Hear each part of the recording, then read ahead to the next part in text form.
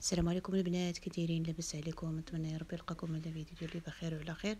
مرحبا بكم في قناه الشهيوات نعيمه بكروم. اليوم البنات بغيت نشارك معكم هذا العصير باللبن والبنان بواحد الطريقه اللي هي سهله. بسم الله على بركه الله. غادي ندوزو المقادير والطريقه. بالنسبه للمقادير اللي غادي نحتاجها البنات لهذا العصير هذا، عندي واحد طرونس ديال اللبن. هنايا عندي اللبن خاطر، اللبن ديال الباكيه يعني ديال الحانوت. عندي هنا 4 البنانات. البنان البنات يكون طايب شويه. عندي واحد الياغورت ديال البنان بالنكهه ديال البنان. بسم الله غادي نبدا. هنا عندي الخلاط ديالي فاش غادي نطحن العصير. غادي نقشر البنان ديالي بحال هكا كما كتشوفوا. غادي نديرو في الخلاط بحال هكذا.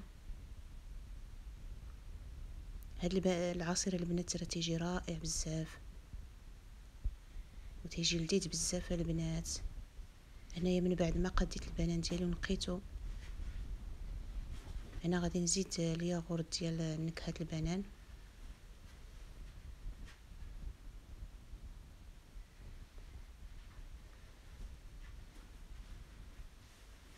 كما كتشوفوا معايا.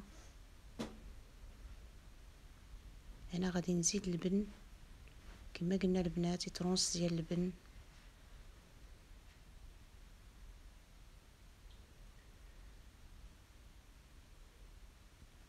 هنا غادي نديه للخلاط ديالي باش نطحنو. تخلط يطحن ليا مزيان.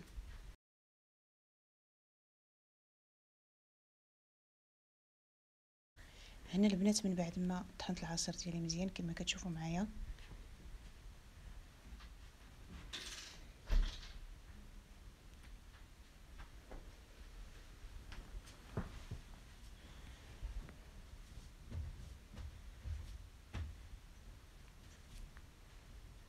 انا من بعد ما طحنت العصير ديالي البنات كما كتشوفوا معايا، انا غادي نزيد ليه 3 المعالق ديال السكر سنيده. السكر سنيده تيبقى على حساب الذوق ديال كل واحد. انا هنا درت 3 المعالق. اللي بغى يحلي بالعسل ممكن. انا غادي نديه نطحنو مازال واحد شويه. هنا العصير ديال البنات من بعد ما طحنته ما شاء الله جا خاطر وجا لذيذ بزاف البنات.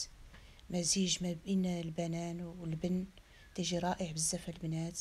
هاد العصير البنات واخا يبقى عندكم يومين في الثلاجه ما تيوقع ليه حتى حاجه، تيبقى بالمذاق ديالو، ما تيتغيرش ليه المذاق نهائيا البنات، وتيجي رائع بزاف. هكا توجدوه ان شاء الله في طبله رمضان.